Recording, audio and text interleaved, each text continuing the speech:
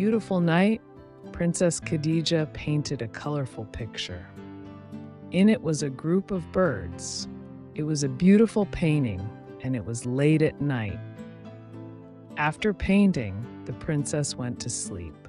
In the middle of the night, the princess woke up to the sound of sweet chirping, which she was not used to. She opened her eyes slowly and looked around her room. The chirping grew louder, and suddenly a group of small, colorful birds flew out of the painting. They filled her room with their bright colors and beautiful voices.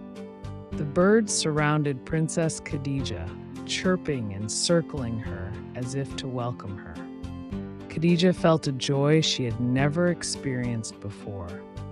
She reached out her hand cautiously, and one of the birds landed on her finger, chirping softly. Khadija laughed with happiness and knew that these birds were not ordinary. They were a gift from her imagination, a beautiful gift that filled her life with joy and color. Khadija spent the rest of the night playing with the birds and listening to their sweet chirping. And when morning came, the birds returned to the painting, leaving behind a feeling of warmth and happiness in the princess's heart.